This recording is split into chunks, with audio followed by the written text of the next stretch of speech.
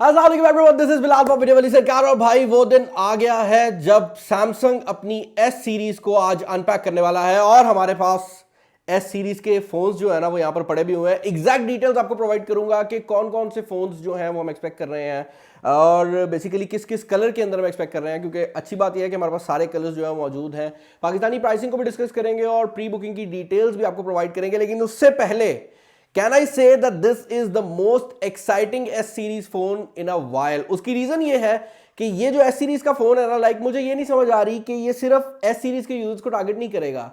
ये जो note series के यूजर्स जब जी फोल्ड वगैरह आए हैं ना, उस पॉइंट पर कह रहे थे कि भाई हमें भी एक फोन चाहिए था, ये उनको भी टारगेट करने वाला है। और मजेदार बात यह है कि ये फोन एक बहुत कंप्लीट किस्म की डिवाइस है और जब भी कंप्लीट डिवाइसेस लॉन्च होती है ना पाकिस्तानी मार्केट के अंदर, तो they are very easy to recommend. अब सबसे बड़ी बात जो है वो आप लोगों का सवाल ये होगा कि पाकिस्तानी मार्केट में क्या आ रहा है। तो भाई सबसे पहले तो आपको जरा दिखा देता हूं, जो फोन पाकिस्तानी मार्केट में लॉन्च होने जा रहा है वो S22 की अल्ट्रा सीरीज है। और आप देख सकते हैं इसके अंदर जो कलर्स हैं हमारे पास मौजूद हैं।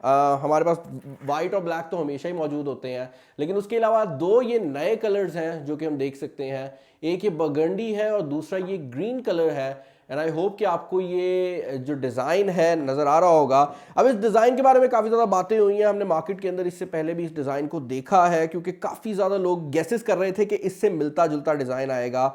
लेकिन आज जब सैमसंग ने इसको ऑफिशियल किया है ना, तो that is a big deal, because ये डिज़ाइन इन रियलिटी ज़्यादा बेहतर लगता है। और डिज़ाइन से ज़्यादा जो चीज़ मुझे अट्रैक्ट कर रही है ना, वो इसकी फिनिश है। ये फ़ोन समहाउ बहुत ज़्यादा प्रीमियम फील होता है बिकॉज ऑफ द फिनिश जो इसके ऊपर की गई है। और काफ़ी ज़्यादा मिनिमल किस्म का डिज़ाइन भी रखा गया है। और जो नोट सीरीज़ में हमें बॉक्सी पैटर्न्स आते थे वो भी आपको यहाँ पर देखने को मिल जाते हैं। आप नीचे और ऊपर वाली साइड को अगर देखेंगे तो ये नोट सीरीज़ की तरह ही बॉक्सी रखी गई है। मेरा डेली ड्राइवर मेरी जेब के अंदर मौजूद है जो कि मेरा S21 अल्ट्रा है। एंड कैन आई से कि एक बहुत बड़ा डिपार्चर है उस डिज़ाइन से जो कि पहले था। S21 अल्ट्रा के अंदर आपको कैमरा सेटअप मेन चीज़ लगता था, जबकि यहाँ पर कैमरा सेटअप समहाउ बॉडी के अंदर गायब हो जाता है।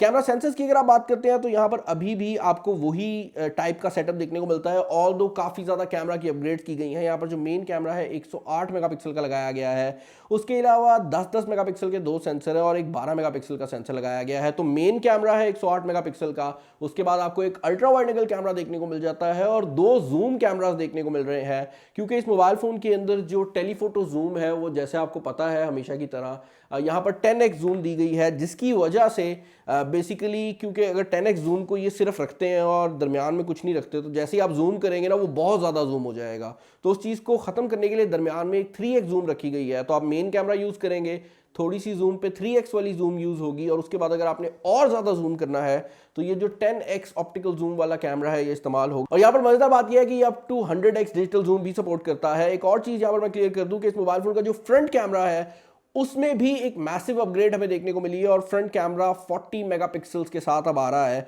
इस मोबाइल फ़ोन की अगर आप पाकिस्तानी प्राइस टैग की बात करते हैं तो पाकिस्तानी मार्केट के अंदर ये 2,44,999 के प्री बुकिंग प्राइस टैग के साथ आ रहा है। इसकी प्री बुकिंग जो है वो 1 मार्च से स्टार्ट हो जाएगी और 17 मार्च तक चलने वाली है। और हमेशा की तरह सैमसंग प्री बुकिंग के अंदर यूजर्स को बहुत ज़्यादा फैसिलिटीज़ प्रोवाइड करता है, तो इस बार भी हम यही देख रहे हैं। आपको गैलेक्सी बड्स प्रो देखने को मिल रहे हैं, आपको इसका लेदर केस देखने को मिल रहा है और उसके अलावा आपको 50% तक स्क्रीन और बोर्ड रिप्लेसमेंट पे देखने को मिल रहा है सैमसंग केयर की फॉर्म में। तो उस साइड से भी हमें काफ़ी ज़्यादा जो एडवांटेजेस है वो देखने को मिल रहे हैं। ऑब्वियसली इसकी प्री बुकिंग अभी मार्च में स्टार्ट होनी है, आज ये ऑफिशियल ज़रूर हो गया है। एक और बहुत बड़ी न्यूज़ जो कि इस वीडियो के थ्रू मैं आपसे शेयर करना चाहूँगा वो ये है कि बहुत अरसे बाद ये एस सीरीज का पहला कोई हैंडसेट बन जाएगा जिसके अंदर हमें पाकिस्तानी मार्केट में भी स्नैपड्रैगन का चिपसेट देखने को मिल रहा है। तो this is now coming with a Snapdragon chipset. यहाँ पर स्नैपड्रैगन 8 Gen 1 जो है वो आपको आउट ऑफ द बॉक्स देखने को मिल जाएगा। 12 GB रैम है, 256 GB की इंटरनल स्टोरेज है। तो इंटरनल वाली साइड से ये मोबाइल फोन एक काफ़ी सॉलिड डिवाइस होने वाली है। डिज़ाइन की अगर आप बात करते हैं तो जैसे मैंने आपको बताया है कि यहाँ पर जो Note 20 अल्ट्रा में डिज़ाइन लैंग्वेज रखी गई थी, मैं ये कह सकता हूँ कि इसकी हैंड फील उस तरह की है। और अगर आप बैक डिज़ाइन की बात करते हैं तो वो एंटायरली न्यू रखा गया है। एक और चीज़ जो कि यहाँ पर काफ़ी इंटरेस्टिंग है वो ये है कि नोट यूजर्स को सेटिस्फाई करने के लिए ये मोबाइल फ़ोन अब फाइनली S पेन के साथ आता है। तो ये S सीरीज़ का आई थिंक वाहिद फ़ोन है जिसके अंदर आपको बिल्ट इन S पेन जो है वो देखने को मिल जाता है और ये पहले के निस्बत भी ज़्यादा बेहतर हो गया है। तो हमने नोट सीरीज़ में भी देखा था कि सैमसंग ने बहुत ज़्यादा लेटेंसी के ऊपर काम किया था और अब सैमसंग के क्लेम के मुताबिक ये 70% और बेहतर हो गया है लेटेंसी वाली साइड से। तो जिस टाइम में आप ये पेन अपनी स्क्रीन पे लगाएंगे और उसके बाद जितने टाइम में आपको उस पर रिजल्ट आएगा वो काफ़ी कम कर दिया गया है, क्योंकि आप जानते हैं जब आप नॉर्मल पेपर पे लिख रहे होते हैं ना, जैसे ही आप पेंसिल रख के रगड़ते हैं तो वो फ़ौरन उस पर निशान डाल देता है, लेकिन अगर आप डिजिटल की बात करते हैं तो थोड़ा टाइम लगता है और उससे वो नेचुरल फील नहीं आती। लेकिन यहाँ पर आपको काफ़ी ज़्यादा नेचुरल फील आएगी क्योंकि जो लेटेंसी है उसको मोर और लेस ख़त्म कर दिया गया है। एक और एरिया जहाँ पर काफ़ी बड़ा अपग्रेड है वो डिस्प्ले है। अब डिस्प्ले एक ऐसी चीज़ है जो कि अगर मुझसे कोई भी बंदा, मैं कहता हूँ S20 के टाइम पे भी पूछता ना, तो मैं कहता कि हाँ डिस्प्ले एक बड़ी अपग्रेड होने वाली है। उसके पीछे रीज़न ये है कि Samsung is leading this department. किसी भी कंपनी की आप बात कर लें, जनरली उसके फ्लैगशिप फ़ोन के अंदर सैमसंग का डिस्प्ले होता है और वो यहाँ पर इसलिए नज़र भी आता है कि सैमसंग जब अपना S22 अल्ट्रा फ्लैगशिप बना रही थी तो उन्होंने एक बहुत खूबसूरत किस्म का जो डिस्प्ले है वो यहाँ पर लगाया है। This is a dynamic AMOLED display.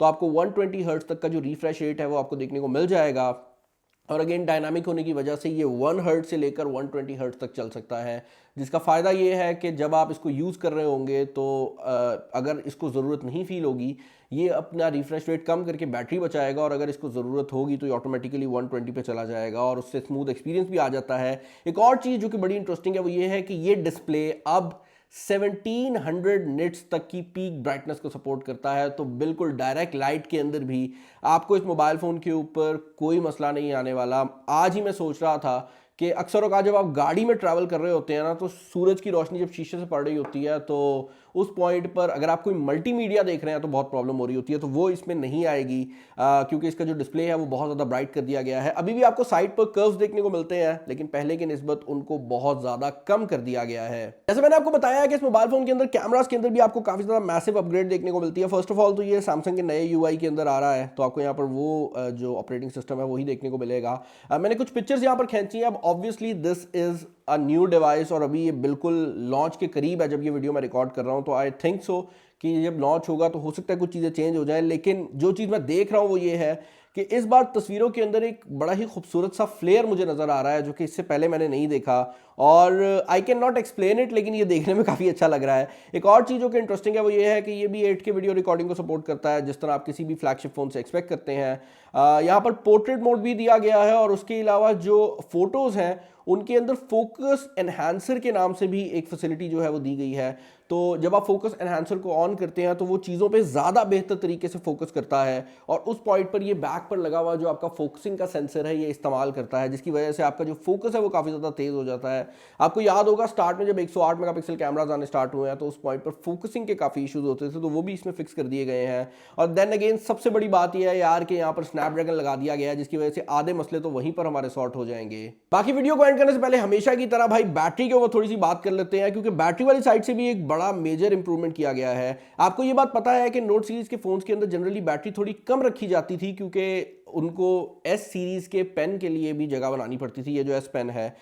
लेकिन S22 अल्ट्रा के अंदर आपको 5000 mAh की बैटरी देखने को मिल रही है, तो इतनी बड़ी बॉडी के अंदर उनने समहाउ ये भी फिट कर दिया है और बैटरी भी आपको एक बड़ी दे दी है और उसके अलावा 45 वॉट की वायर्ड चार्जिंग को भी out of the box support करेगा, जो कि अगेन एक मैसिव किस्म की इंप्रूवमेंट है जो हम लास्ट टाइम से देखते आ रहे हैं। और काफ़ी ज़्यादा लोग भी बोल रहे थे कि जो 25 वॉट का अडाप्टर है ना, that is not cutting it, तो सैमसंग ने फाइनली उस चीज़ को भी चेंज किया है। इसके अलावा ये mobile phone reverse wireless charging और वायरलेस चार्जिंग दोनों सपोर्ट करता है। अगर आप वायरलेस चार्जिंग कर रहे हैं तो वहाँ पर भी ये 45 वॉट्स तक चार्ज हो सकता है और अगर आप किसी और डिवाइस को इसके थ्रू चार्ज करते हैं तो ये 15 वॉट के ऊपर उस डिवाइस को चार्ज कर सकता है। तो अगर आपके पास कोई दूसरा फ़ोन है या कोई ईयरबड्स हैं तो इसकी बैक साइड के ऊपर 15 वॉट के ऊपर ये फ़ोन उसको चार्ज कर सकता है। मुझे याद है जब सैमसंग ने रिवर्स वायरलेस चार्जिंग दी थी तो 5 वॉट से स्टार्ट किया था, फिर 10 वॉट पे आए और इस बार इनने 15 वॉट की जो ऑप्शन है वो दे दी है।